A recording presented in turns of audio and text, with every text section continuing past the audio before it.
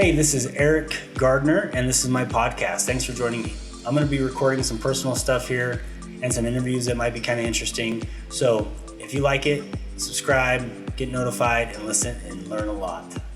Today I got something fun to talk about. I got a few things I wanted to talk about, but the first was rise and grind. You know, you see a lot of people out there getting up early, getting their mornings going really well. And I'm kind of curious. I talk to my friend about this all the time. I was like, what's the difference between, grinding or rising too much and creating a good morning routine that makes a lot of sense for you? It was a couple years ago when I read this book, Miracle Morning by Hal Elrod. And he goes through his SAVERS acronym, where it's, scribing, meditation, reading, exercise, all sorts of things. And it's a really good morning routine. And at that time I was waking up pretty early. I was probably waking up at 5 or 5:30, which is really early in my opinion. But recently, probably the last year, I wake up at 7 most days. Every once in a while I'll get up at 6:30. If I'm going skiing in the morning, I'll wake up earlier if it's, if there's going to be traffic and stuff. But have we taken this rise and grind mentality too far? Are we waking up too early and grinding too hard? Like, what does that mean, this whole tough guy mentality?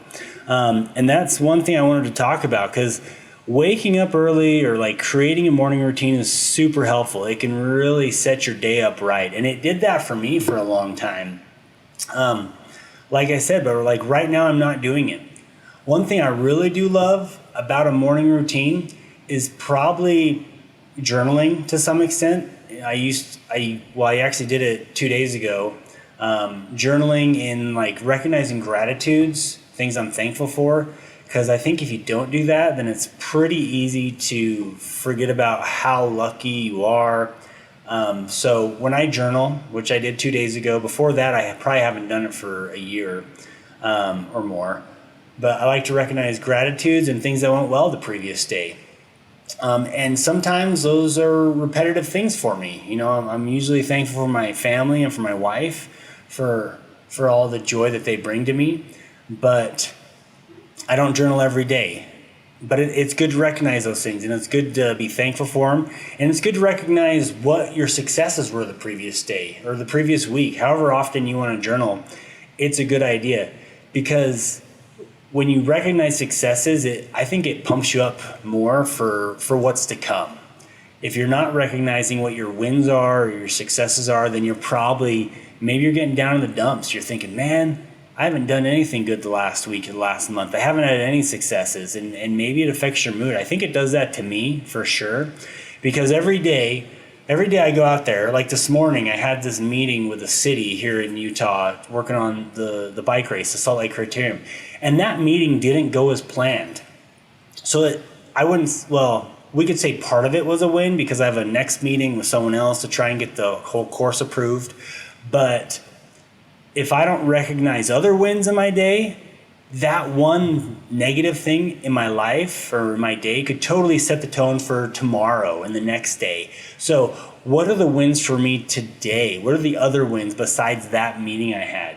So I think that's why it's probably important when you're journaling, which I think is one of the most powerful things, with a morning routine or even a nightly routine, writing down small victories.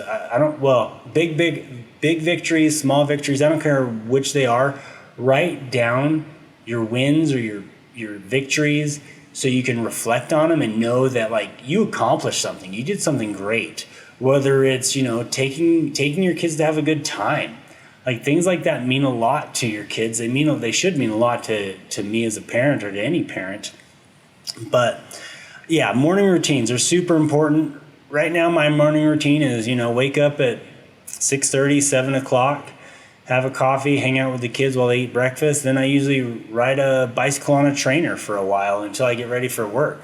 Typically, there's not a lot of journaling or winning or winning in a journal, whatever, or meditation. I haven't really meditated for a long time. That's something I've really struggled with. But I'm trying to get better at that. But along with that whole morning routine, I want to dive into like the rise and grind. Like, are we grinding too hard? Are we trying to be too successful? There's this whole tough guy mentality about grinding and rising, and I wake up at whatever time and then I just crush the day. And I don't know, there's some people in my community here in Utah that are just so about grinding and winning, and I get it. Like, I like winning too, and I like supporting my friends, but is there room for something else? Is there room for, compassion? Is there room for, care or service to others? And I think there are. And I imagine a lot of those people who are in this rise and grind mentality are just, they're probably doing good things in their community. But that's kind of where I wanted to go with this, is like, no matter how hard you work, no matter, how obsessed with yourself you are, I guess, is like, you got to be giving back in one way or another to people, to communities, to situations. Just do your best to always provide value and do something worthwhile that helps people. And it's super important to do that, and that's what's good. But along those lines, with that grinding mentality, it made me think about when I was a kid. At age 16, I wasn't looking for a job at age 16. I did plenty of work at home, but I got offered a job. My friend's mom, my friend Andy, her mom worked at Target. It was in Layton, Utah. And she's like, hey, we're hiring for the holiday season. You want to come work for us? So we did. Me, Andy, Nate Mon. There was probably like 3 or 4 of us who all went and worked at Target that holiday season. Funny story, they asked me, hey, do you want to be a cashier or cart attendant? And I said, well, which one do I get to wear a walkie-talkie with? They're like, that's cart attendant. I said, sounds good. I'm going to push carts then, because I'm down for that. But Target became this, it's a big part of my history, because I worked there for off and on for probably 6 to 10 years, between college and going on an LDS mission and all those other things.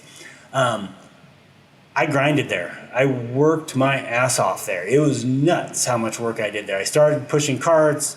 I moved up the whole corporate ladder thing, managed the dairy frozen department, the meat department, the Christmas department, like all these departments. And there were some long days there. But back then we didn't call it grinding. And I guess, is it grinding if you work for a corporation? Or is it only grinding if you're self-employed, building some empire on Instagram? I don't know. But that Target, coupled with, my childhood of working with my dad, doing a lot of just miscellaneous stuff, it taught me a lot about work. That actually reminds me of this story. Probably when I was 13, maybe 14, my dad owned this rental house in Ogden, Utah, and he offered to pay me to paint the whole house. He says, I'll pay you $500 to paint this house. And granted, it wasn't a big house. It was like a bungalow. And so I said, yeah, absolutely. I want to earn $500. That's a ton of money to a kid, right? And every day, someone, either my mom or my dad, would drive me up there, drop me off, pick me up in the afternoon. And it was a ton of work. And I don't know if it was grinding, but it sucked. It sucked really bad, because scraping old paint off a house and then painting the whole thing. Really, looking back, I don't even know if I got it done, but I sure as hell hope I did. And I sure hope I got my $500 too. One thing I do remember is driving home and stopping at a Taco Bell for food to get like one of those big tostada salads. But yeah, so work ethic and grinding, are they the same thing? I don't know. Is grinding just suffering through a bunch of crap to pretend to be successful? I don't know. I'm just thinking about work ethic and what it means to me, because it means a lot. Like, that's one thing I hope my kids learn. No matter what they're doing in life, as long as they're doing their best and working hard, I'm going to be happy. You can't have 1 million followers and be some awesome badass and you can still not be happy or successful. I guess that's where I'm trying to go with that, because like when I think about these topics, I think, okay, what would I tell my kids? or what did my dad tell me? I don't know. My dad, he just told me, I don't know, work, put food on the table, do stuff like that. But for my kids, I'm thinking, do what you love, find success in it, find joy in it, and that's grinding enough, I think. I think that's kind of like the synopsis of that. But so kind of transitioning gears, I had that meeting this morning with the city here in Utah because I'm still planning the Salt Lake Criterium, and wow, it's moving fast. There's a lot going on. We're in January right now. The event's in July, and it's a ton of work for sure. I love it. Like, I love the results. Just trying to get cities on board with my vision is what's hard. Like, I have this crazy vision of what I want this event to become, where it's this huge community festival. There's a bike race in it. There's live bands. There's fireworks afterwards. There's all these things I want to accomplish. And right now, we're in year 3. So for an event, that's pretty early in an event. Like, some of these other events on the schedule are year 16, year 30, things like that. So yeah, we are new for sure. But I have this vision that I'm striving for, because what I want to build is something that lasts longer than me. Because eventually I'm going to lose interest, or I'm going to get busy with other things.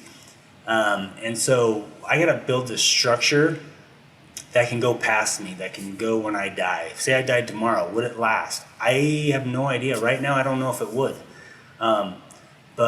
And that's a way I look at a lot of things. If I died tomorrow, would what I've been doing last past me? Because any of us can die at any time. And right now, I don't think this bike race, this Salt Lake Criterium would. So something to think about for sure, because we're all mortal. But regarding that, the crit, we got the schedule put out. I'm super excited about it. It's 10 races, 10 of the best races across the country. We still haven't released a name, though, even though that's coming out. Probably by the time this releases, it's called America's Criterium Cup. You heard it first here. But it's going to be cool. It's got some amazing events. It's got some amazing athletes. It's all going to be broadcast on the internet, maybe someday TV, but we're not the Olympics, so whatever. But I do this because it's one way I can give back to the community. I give back with a lot of time, but it's passion. I love it. I love the results. I love seeing the fans that come out to watch it. It's so cool. It's so cool. It amazes me. But yeah, that's coming up fast, and I'm worried. Like, right now it's January, or no, actually it's the 1st of February.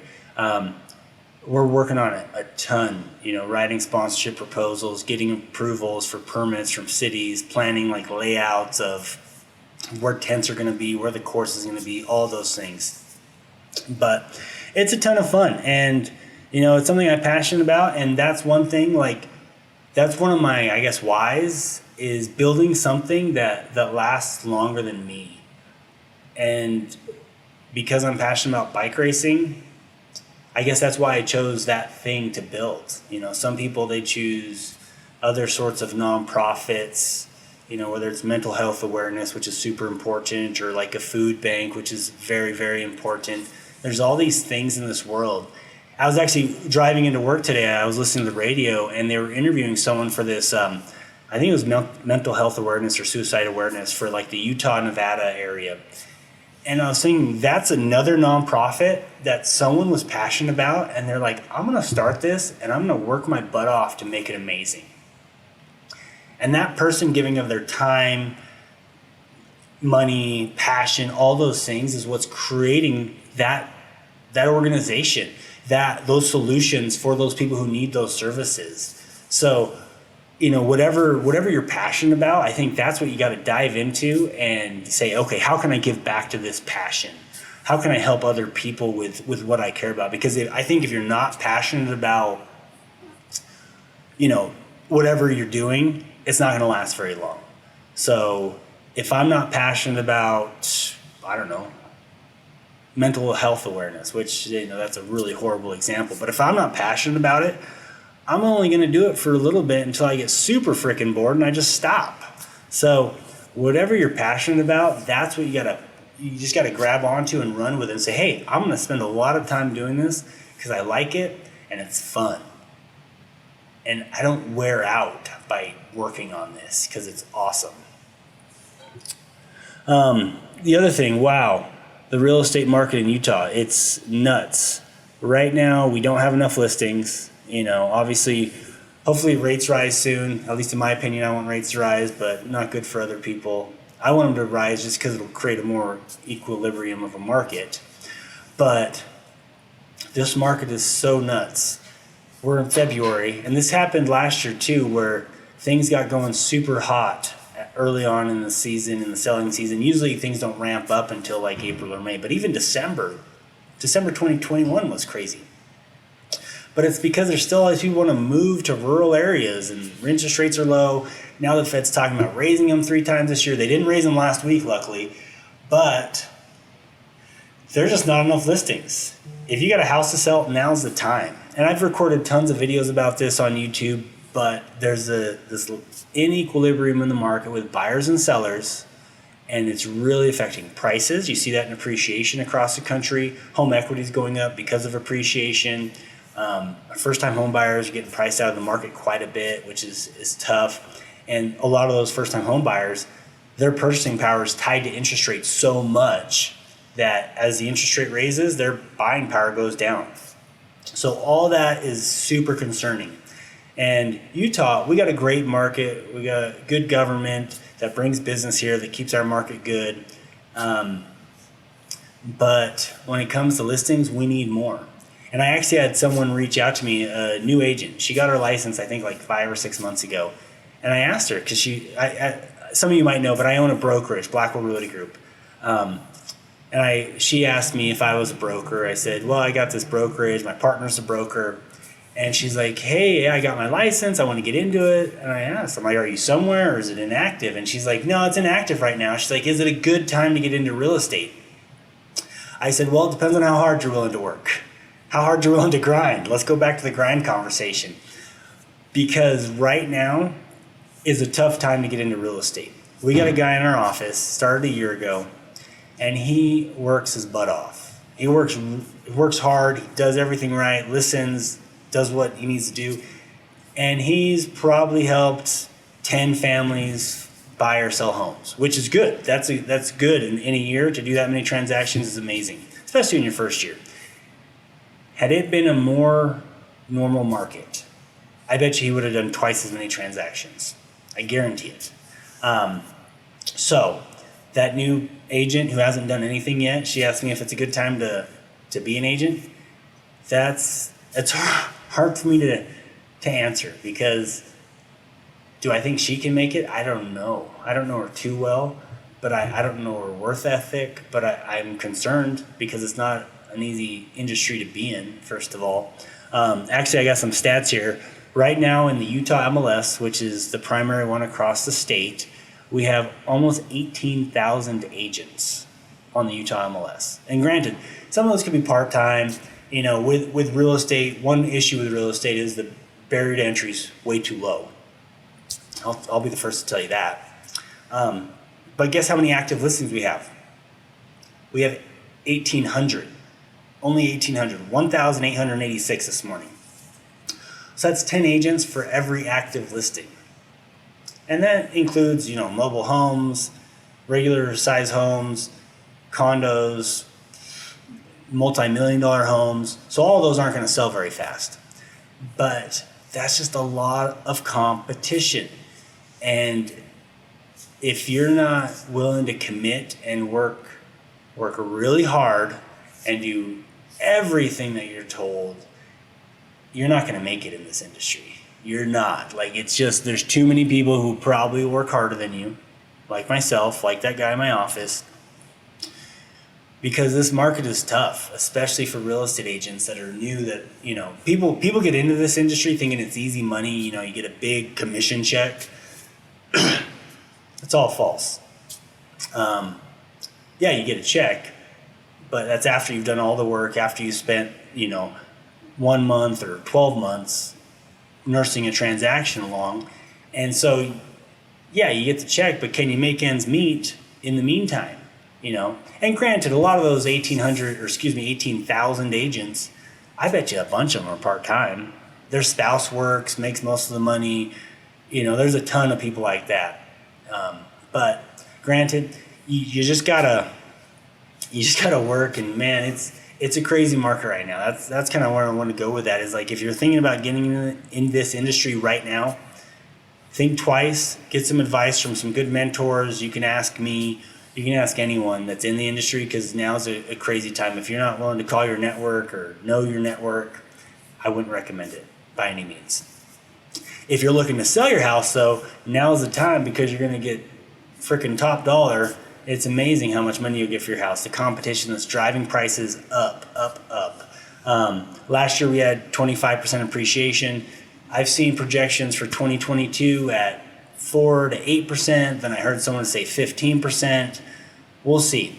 The quicker this pandemic eases up and people stop moving to Utah, the better, because we got a lot of people here. And granted, I sell real estate, so I like it when people move, but we got a lot of people here. But yeah, so that's kind of what I wanted to talk about today on the podcast. There's a lot going on. Ski season's been good. It was a super dry January, but hopefully we get some more storms here in February, March, which are typically our wettest months of the year. Because I heard on the radio this morning that the Great Salt Lake is at its lowest level of all time. It's even past the lowest level previously, which was, I think, in the 60s, or late 60s, early 70s. That was on the radio this morning too. So we're using a lot of water. As more people live here, there's more water consumption, so it affects the lakes, etc. We need some snow, and I'm excited to get some, so then we can go skiing, because that's what we all want to do, right? Go skiing with all these world-class ski resorts in Utah. And that's, if you're thinking about, well, most people move to Utah for the ski resorts. You got to think about that. You got to know that. I was on the lift the other day at Brighton, and I'm talking to this lady who's on the lift with me and my son. I said, how long you lived here? She's like, a month. I work for Adobe, which is another, we have this big tech corridor here in Utah. So I've been here a month. I came from, I think it was Michigan or Minnesota, and she came here because she was working from home and because she could ski. And that's why everyone moves to Utah, because we got the greatest snow on earth. Now, hopefully we just get some snow. We need more snow so we can continue having the greatest snow on earth. But I think that's all for today. I got to get this done, because I got another appointment here coming up for a showing at a new build in West Jordan. So wanted to share some of this. If you have questions, hit me up. You can comment down below with any questions you have, or go to heyeric.com for any real estate information. And thanks for joining me again.